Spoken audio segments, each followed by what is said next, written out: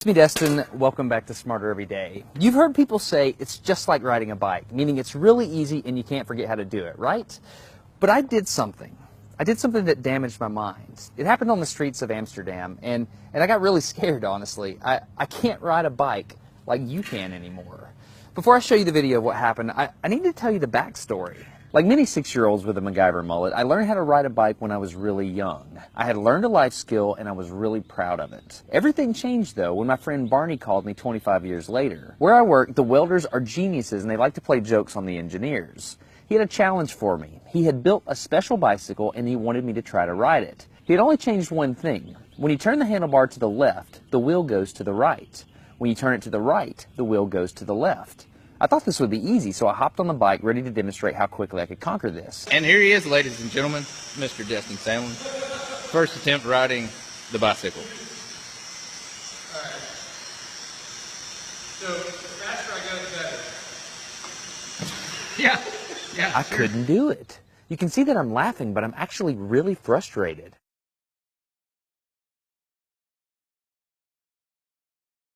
Look, I know what you're probably thinking. Destin's probably just an uncoordinated engineer and can't do it. But that's not the case at all. The algorithm that's associated with riding a bike in your brain is just that complicated.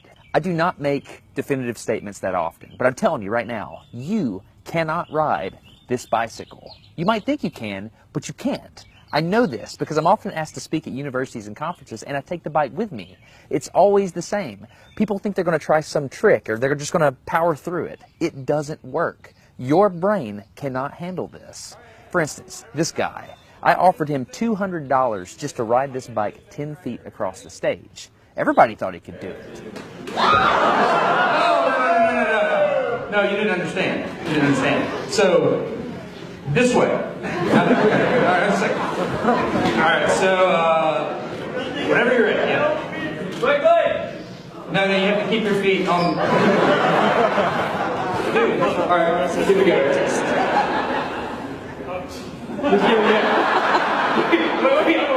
Like, you gotta start rolling at least. And go.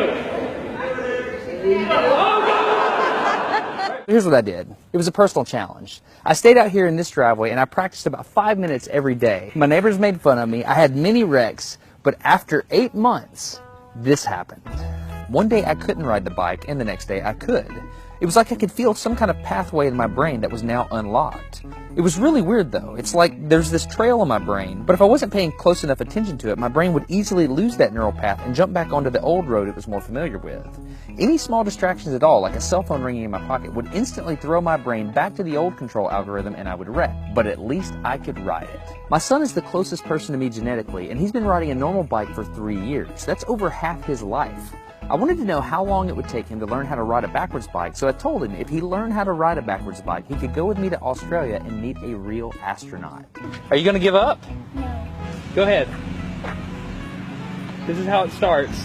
Look at this. This is such a big deal. Get up, you got it. Did you see his brain get it? So in how many weeks have we been doing this? 2 weeks? In 2 weeks, he did something that took me 8 months to do, which demonstrates that a child has more neuroplasticity, am I even saying that right, than an adult. It's clear from this experiment that children have a much more plastic brain than adults. That's why the best time to learn a language is when you're a young child. All right, today's bike log. I can ride smooth, I can ride fast. I'm thinking the experiment is over.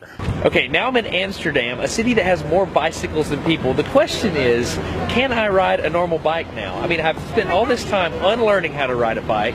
If I go back and try to ride a normal one, will my brain mess up? So I've tweeted a Smarter Everyday meetup, if you will, and I'm going to see if somebody brings a bicycle, and I'm going to try to ride a normal bike. It's backwards. This was one of the most frustrating moments of my life. I had ridden a normal bike since I was 6, but in this moment I couldn't do it anymore. I had set out to prove that I could free my brain from a cognitive bias. But at this point, I'm pretty sure that all I proved is that I could only redesignate that bias. So what you're not seeing is just a group of people here looking at me, looking at the strange American that can't ride a bike because they think I'm dumb. But I'm actually 2 levels deep into this because I've learned and unlearned. All right. After 20 minutes of making a fool out of myself, suddenly my brain clicked back into the old algorithm. I can't explain it, but it happened in a very specific moment.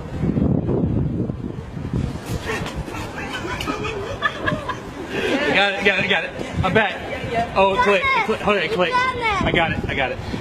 Okay, there it is. There's the moment. Okay, I can ride a bike. I tried to explain this to the people around me, and they just didn't get it. They thought I was faking the previous 20 minutes, and I couldn't get anybody to believe me. That looked like I faked that, didn't it? Yeah. Just a You face. think I'm faking. You don't believe me. This is so weird. You were like, la la la, and it's You think I'm lying, don't you? Yeah, I do. I'm not lying. I felt like the only person on the planet who had ever unlearned how to ride a bike, and I couldn't articulate it to anyone because everybody just knew that you can't forget how to ride a bike.